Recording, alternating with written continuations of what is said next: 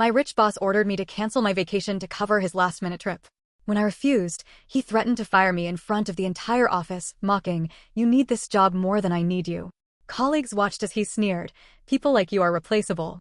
I calmly replied, "Good thing I just accepted a better offer from your biggest competitor."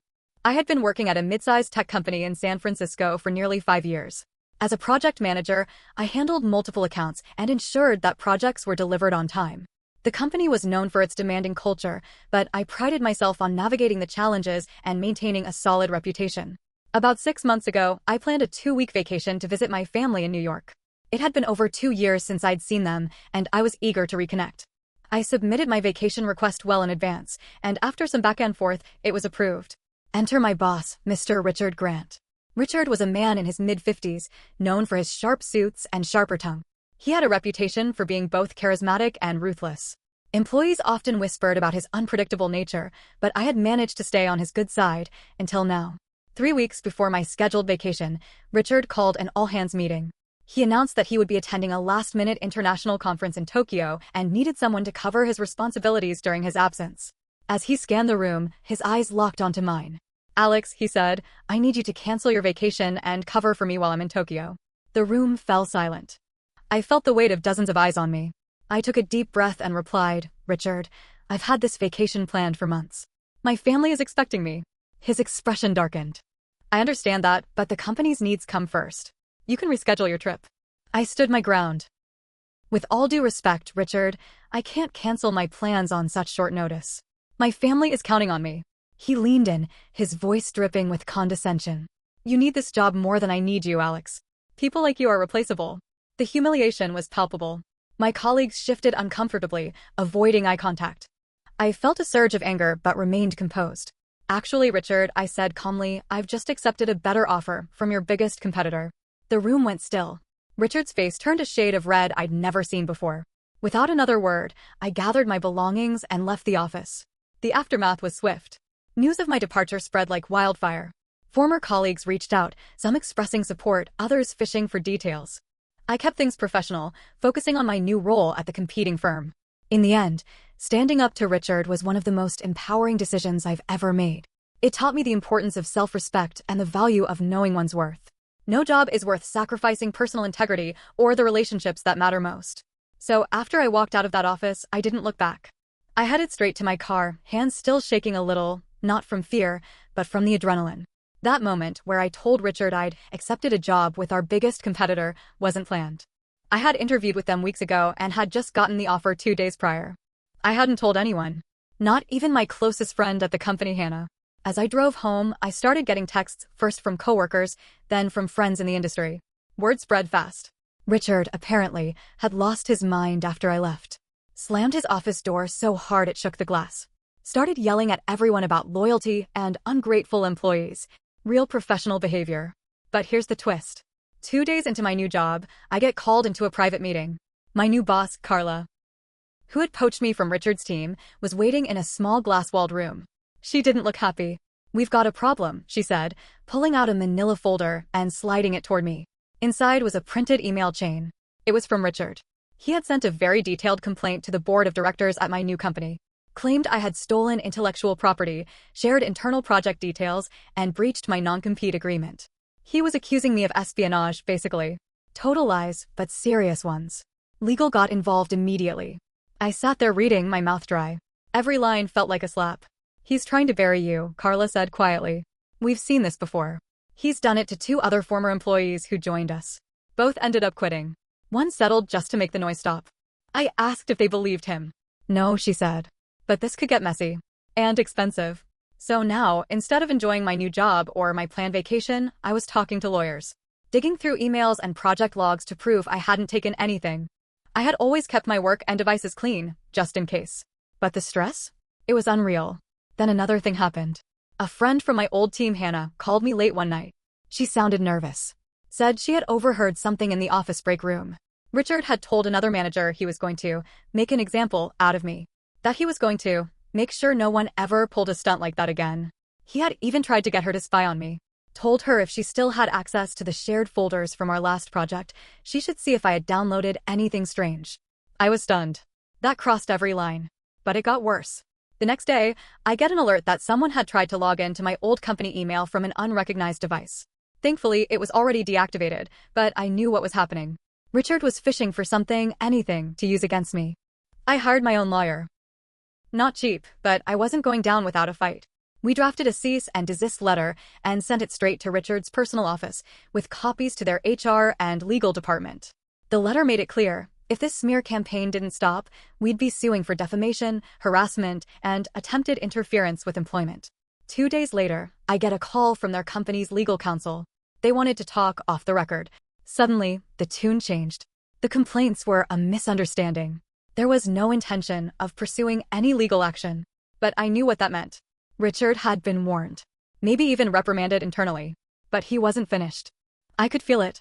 Then, a strange thing happened at my new job. I was invited to a leadership strategy retreat in Napa. It was last minute, but Carla insisted I come. Said it would be a good chance to get my name out there.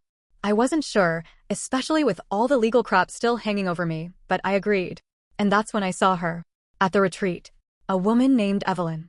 She used to work for Richard. She was there as an independent consultant.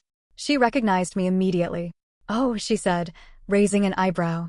"You're the one who told Richard to shove it in front of half the office." We talked. She didn't hold back. Told me stories about her time under Richard, how he fired people without notice, manipulated HR to cover his tracks, and had multiple harassment claims buried by higher-ups. She even said he had tried to blackball her when she quit. Then she leaned in and said something that made my stomach drop. "He's afraid of you now," she said. "Because you didn't break." She told me to watch my back. Said he had contacts in industry circles, and he wasn't above playing dirty. So that's where I am now. Working a job I like. Doing well. But always waiting for the next move from a man who sees my existence as a threat. I haven't taken that vacation yet. I'm still holding the line. About a week after the retreat in Napa, things started to get strange again, but in a different way. I came back to the office, expecting things to quiet down now that Richard had been publicly shut down. But the moment I walked into the building, I could feel something off. People were acting weird. A few coworkers avoided eye contact. One of the junior developers, who used to chat with me almost every morning, barely mumbled hello. I figured maybe the legal drama had made people uneasy. But it wasn't just nerves. There was something else in the air, like I had become radioactive. Later that day, Carla called me into her office. She looked exhausted. "I have to show you something," she said. She turned her monitor toward me. There were screenshots, Slack messages, emails, even a group chat. Not from our company, but from a private tech forum. One I wasn't even a part of. Somehow, a thread had popped up accusing me of corporate spying. The posts weren't specific, but they were filled with vague phrases like, "Everyone knows what he did," and "He screwed over his old company and now he's playing victim." It was clearly meant to smear me. Someone even uploaded a fake document, showing supposed download logs from my old job, logs I knew for a fact were doctored. And the worst part? The account posting most of this garbage was anonymous. But not completely untraceable. Carla told me their cyber team had flagged the IP address linked to one of the uploads. It came from a location near downtown San Francisco. A co-working space. And guess who had an office there now? Richard. Apparently, after our confrontation and the fallout that came after, he'd been moved to a smaller satellite office while the company conducted an internal restructuring. In other words, they didn't fire him, but they sure didn't want him in HQ anymore. He was clearly bitter. And now, he was going full scorched earth. We reported everything. More legal letters went out. I filed my own official complaint for defamation. But something in me shifted. I wasn't just angry anymore. I was tired. Tired of being hunted by this guy like I was some sort of personal enemy. So I started looking into him. I didn't want revenge. I wanted leverage. And I wanted it to stop, for good. I called up Evelyn, the consultant from the retreat. Told her everything. She didn't even hesitate. "I'll help you," she said. "But you need to understand what kind of person Richard is."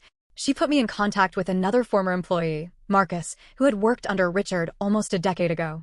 Marcus had been pushed out quietly after raising red flags about shady financial reports. The kind that don't get ignored unless someone high up is protecting you. He still had files. Not illegal stuff, but detailed notes.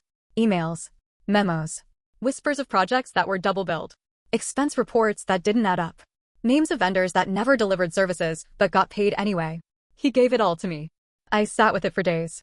Didn't even open the folder at first. I knew once I crossed that line, there was no going back. But the more I thought about it, the more I realized something. This wasn't just about me. Richard had been hurting people for years. Silencing them. Burning them out. Destroying careers. And now I had something that might finally stop him. But I couldn't just drop it on a desk. If I took it to HR, they'd bury it. If I went to the board, they'd circle the wagons. I needed to be smart. So I reached out to an investigative journalist I knew from college. She worked for a reputable tech news site. The kind that doesn't print rumors, only hard evidence. I sent her a redacted sample of what Marcus had shared. She called me 2 hours later. "This is big," she said. "If what you're saying checks out, we're not just talking about one bad manager. We're talking fraud. Possibly criminal. And that's where things stand now. I'm still working. Still trying to keep my head down. But I'm also coordinating with her. Feeding her files. Helping her verify names, dates, timelines. The story is still being built. Carefully. Quietly. I haven't told anyone at work. Not even Carla. Not yet. But I'm close. And I know Richard can feel it." A month passed. The article was ready. The journalist had verified everything, cross-referenced old project reports, compared timelines, even found a couple former vendors who quietly confirmed they'd been pressured to inflate invoices under Richard's team. She told me it was going live Monday morning. I didn't sleep the whole weekend. That Monday started like any other. Quiet. Too quiet. I walked into the office, grabbed my usual burnt coffee from the machine in the break room, and sat at my desk. My hands were shaking.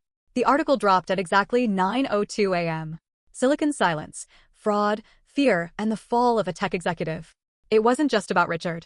The article exposed a systemic pattern of financial manipulation, toxic leadership, and retaliation against whistleblowers. It didn't name me directly, but it quoted several sources close to the events, former employees, legal documents, redacted memos, all pointing to Richard's name again and again. The internet exploded. LinkedIn lit up like a Christmas tree. Within the hour, I saw Richard's company issue a bland PR statement saying they were investigating internal compliance issues and that Richard was on leave effective immediately. By noon, I got a call. Not from Richard. From Carla. "We need you in the main conference room." When I walked in, I froze. Richard was there. He looked like a man who hadn't slept. His usual crisp, tailored look was gone. His eyes were red. His hair a mess. He was sitting at the far end of the table, staring straight at me.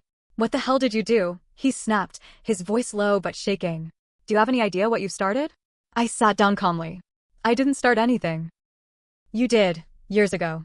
Carla and 2 other executives were in the room too, watching like referees at a boxing match. He laughed bitterly. "You think you're a hero? You think exposing a few messy invoices makes you noble? You have no idea what it takes to run a company like this. You think I got here by playing nice?" "No," I said. "You got here by stepping on people. And I'm just the one who said enough." Then something broke in him. He slammed his hands on the table and shouted, "You don't get it. I built everything. I made you. You were nothing when you walked into my team. And I would have stayed nothing if I kept working under you." Silence. The others didn't speak. They didn't need to. Everything had been said. Carla finally stood up and said coldly, "Richard, we've reviewed the findings in the article. We've already begun internal audits. You are suspended indefinitely pending the outcome." He looked at her, then at me, and his face twisted, not just in anger. There was something else there. Something like betrayal. And maybe even regret. He stood up slowly. "This isn't over," he said to me. "I hope it is," I replied. He walked out. Later that day, Hannah messaged me. She had seen the article and just said, "It's about time." Evelyn sent a simple thumbs-up emoji and a link to a Reddit thread tearing Richard apart. Marcus called. He didn't say much, just "thank you." I went home that night, sat on my couch, and cried. Not out of sadness. Not exactly. But relief. Exhaustion. Rage that I had buried for months. Years, maybe. The aftermath was brutal. HR launched their audits. More employees came forward. Richard's name was trending on Twitter for 3 straight days, #ToxicTechBoss. A few podcasts even mentioned him by name. His LinkedIn profile vanished by Friday. Some colleagues judged me in silence. Others gave me awkward nods in the hallway. A few treated me like I had grown horns. But I felt lighter. I took my vacation the following month. Spent 2 full weeks with my family in New York. I didn't talk about work once. When I came back, Carla pulled me aside. "You know," she said, "I was worried at first. Thought maybe you were too emotional. Too angry. But you did something most people in this industry are too scared to do." I shrugged. "It shouldn't have to be like this." "No," she said. "It shouldn't." I still think about Richard sometimes. I wonder if he ever admitted anything to himself. If he ever felt real shame. But I doubt it. Some people never do. What I do know is this: I don't regret it. I lost sleep, peace, and probably a few friends. But I got my voice back. I got my spine back. And for the first time in a long time, I'm not afraid anymore.